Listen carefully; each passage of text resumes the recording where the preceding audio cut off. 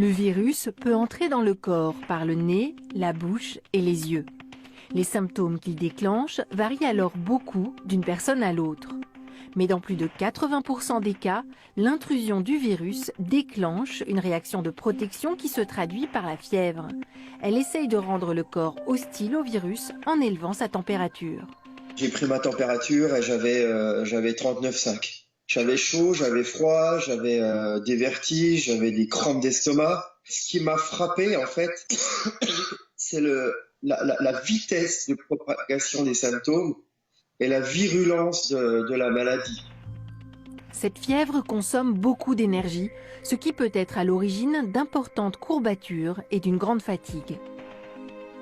Au début, j'allais juste faire une sieste et puis en fait, après, c'était dans la matinée, je me recouchais, l'après-midi, je me recouchais et c'est avec grand plaisir que je me recouchais le soir en définitive.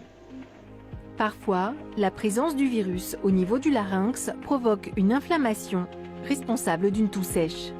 La toux, elle est non-stop des fois pendant 2 heures de temps. C'est une toux très sèche et très irritante.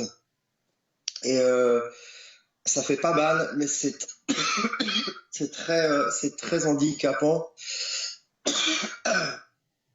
Et il y a des moments de calme, et il y a des moments où ça vient vraiment en force et on a du mal même à reprendre la respiration.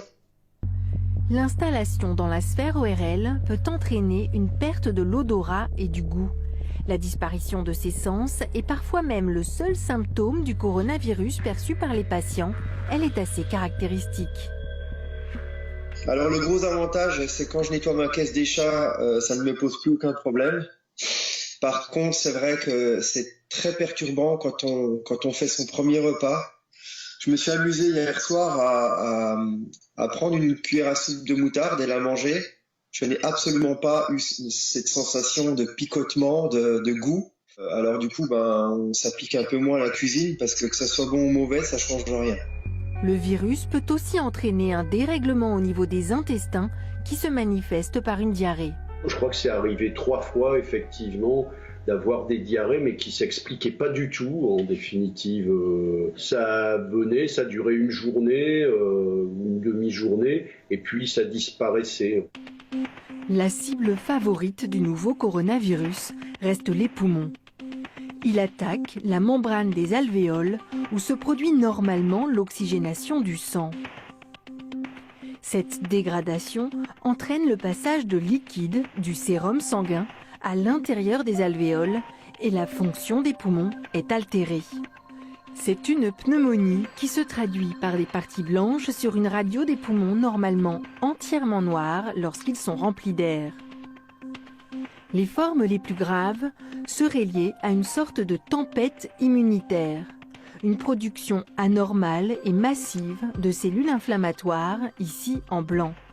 Elle se dirige principalement contre les poumons, dont presque toutes les alvéoles sont cette fois touchées, entraînant ces radiographies caractéristiques des patients en réanimation à cause de ce nouveau coronavirus. À ce moment-là, seul un respirateur peut remplacer les poumons défaillants. On vient de parler de formes graves, là.